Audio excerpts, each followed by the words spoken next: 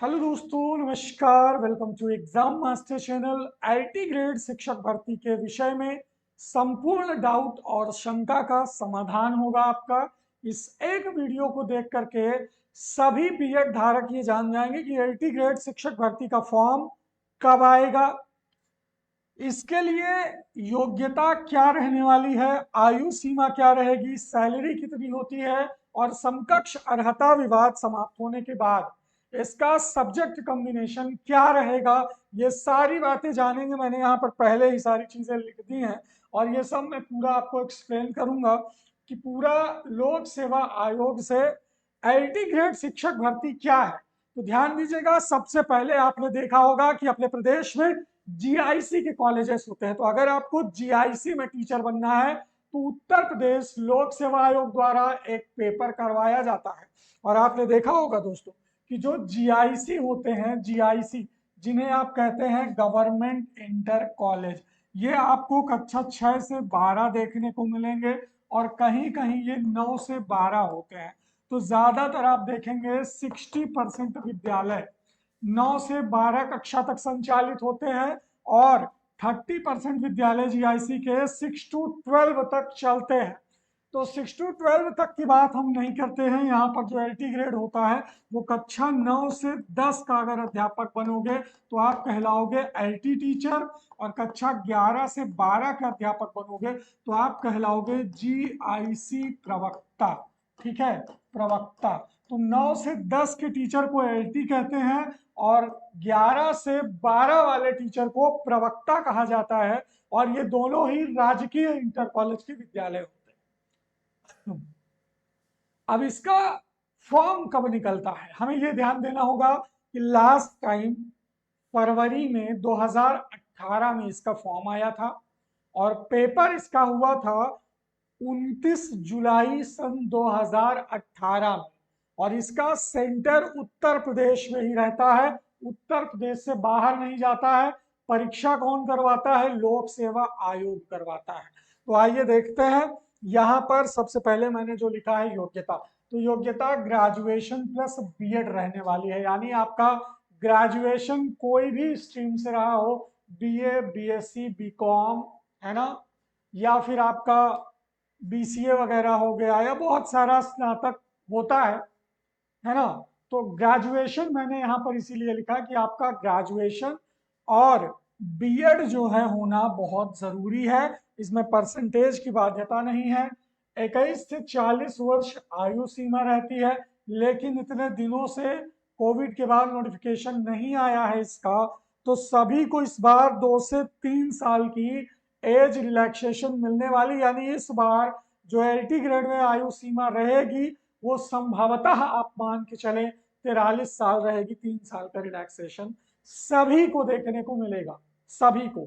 ठीक है। इसके बाद अगर हम बात करें सैलरी, तो इसका ग्रेड पे स्केल मैं आपको बता दूं 4800 से शुरू होता है और सैलरी आपकी 55,000 से 1,60,000 रुपए तक पहुंचती है। यानी जो स्टार्टिंग इन हैंड सैलरी होगी आपकी वो 55-57 हजार आपके खाते में आएंगे शुरुआत में, और उसके बाद हर साल इंक्रीमेंट होगा, धीरे धीरे आप बढ़िया सैलरी पाने लगोगे इसमें। ठीक है। इसके बाद अगर हम बात करें सब्जेक्ट कॉम्बिनेशन की, जी हाँ दोस्तों, समकक्ष अर्हता विवाद समाप्त होने के बाद सबसे जो मजबूत कड़ी है वो है सब्जेक्ट कॉम्बिनेशन की। तो मैं आपको ऑफिशियल नोटिफिकेशन ही दिखा देता हूं।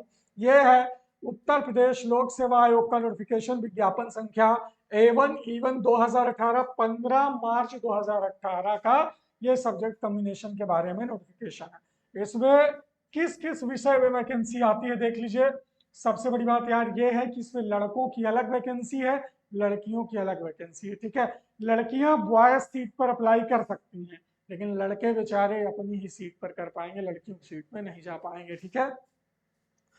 हिंदी, अंग्रेजी, गणित, विज्ञान, सामाजिक विज्ञान, कंप्यूटर, उर्दू, बायोलॉजी, संस्कृत, कला, संगीत, वाणिज्य, शारीरिक शिक्षा, गृह विज्ञान, कृषि विज्ञान, इतनी वैकेंसी लड़कों में थी देख लीजिए। और लड़कियों में देख लीजिए, हिंदी विषय, अंग्रेजी, गणित, विज्ञान, सामाजिक विज्ञान, कंप्यूटर, उर्दू, बायोलॉजी, संस्कृत, कला, संगीत, वाणिज्य, शारीरिक शिक्षा और गृह विज्ञान, इतनी ही वैकेंसी आपको लड़कियों की देखने को मिली थी। ठीक है, तो लड़कों की लड़कियों की अलग वैकेंसी, सभी वैकेंसी सभी आती है। देख लीजिए, अस्थायी वेतनमान 44,900 से 1,42,000 रुपया है।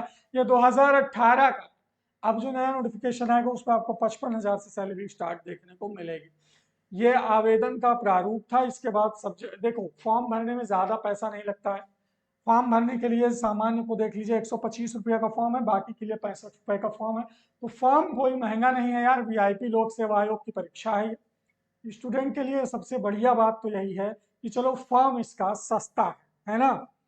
बच्चे बेचारे कहाँ से पैसा जो है अरेंज करेंगे अगर महंगा फॉर्म कर देगा तो चलिए सबसे पहले हम बात करेंगे हिंदी के सब्जेक्ट कॉम्बिनेशन की। हिंदी से अगर आप फॉर्म भरना चाहते हैं तो आपका मान्यता प्राप्त विश्वविद्यालय से एक विषय के रूप में हिंदी के साथ स्नातक की उपाधि और एक विषय के रूप में संस्कृत के साथ इंटरमीडिएट यानी आपका ग्रेजुएशन में, फिर वही बात मैं दोहराऊंगा, सबसे ज्यादा जो विवाद है वो हिंदी में ही है।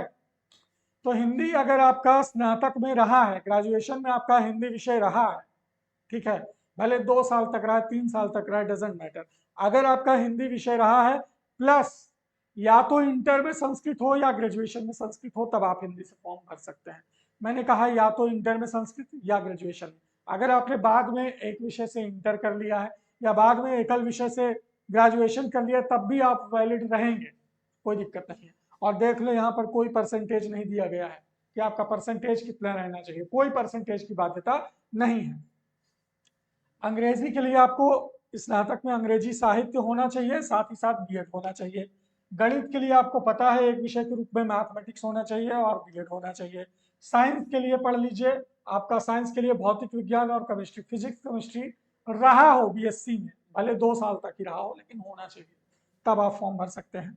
एसएसटी में आपका इतिहास, भूगोल, पॉलिटी और ज्योग्राफी में से कोई एक रहना चाहिए, मतलब 2 रहना चाहिए स्नातक में। ठीक है, कंप्यूटर में देख लीजिए इतनी सारी डिग्री है, स्क्रीनशॉट ले लीजिए, पढ़ लीजिए इसको, कंप्यूटर विषय का।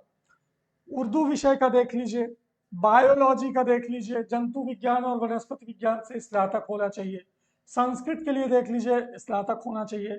कला के लिए देख लीजिए, संगीत के लिए देख लीजिए, वाणिज्य के लिए, शारीरिक शिक्षा, होम साइंस और कृषि के लिए। तो ये आपकी मतलब जो है एजुकेशनल क्वालिफिकेशन है जो आपको मस्ट है फिल करना। तो अगर ये सारी क्वालिफिकेशंस आपके पास हैं तो आप अपने विषय से फॉर्म भर सकते हैं। अब इसकी तैयारी कैसे करें, पेपर कैसे होता है, तो मैं आपको बता दूं, अभी तक तो यार इसका पेपर बहुत आसान था।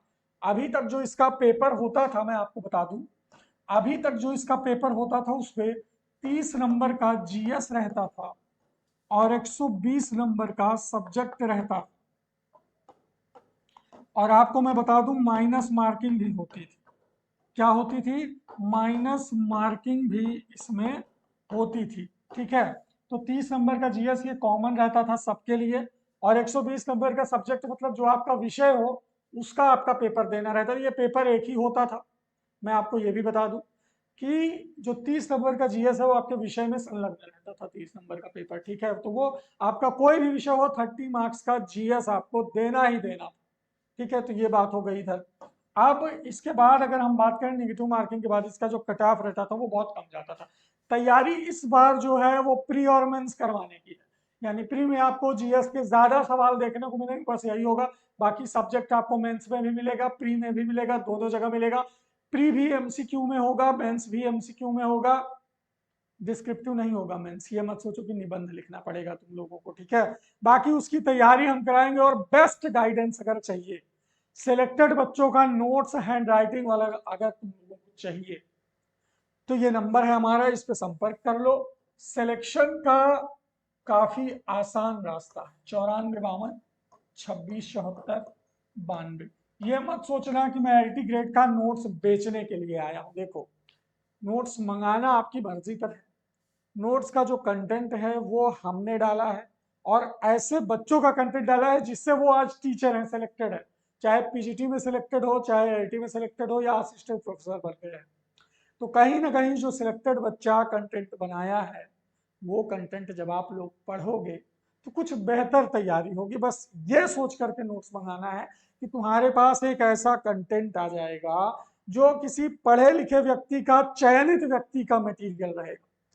तो उसको पढ़ने के बाद ये फीलिंग आएगी ना यार कि इसने इसी को पढ़कर इसका सिलेक्शन हुआ, तो तुम उससे कुछ बेहतर प्रिपरेशन अपनी कर सकते हो, माइंड मैप बना लोगे अपना। जब किसी चयनित व्यक्ति का नोट्स आपके पास रहेगा तो माइंड मैप बनेगा ना कि इससे बेहतर हम कर सकते हैं, और आदमी करता भी है। तो बिल्कुल दोस्तों, इस नंबर पर संपर्क करके किसी भी विषय का नोट्स आप ऑर्डर कर सकते हो, या किसी भी विषय का बैच का जानकारी आप ले सकते हो। ये है एग्जाम मास्टर का ऑफिशियल नंबर, इस पर आपको सारी अपडेट मिल जाएगी। तो थैंक यू सो मच, शुभ दिन।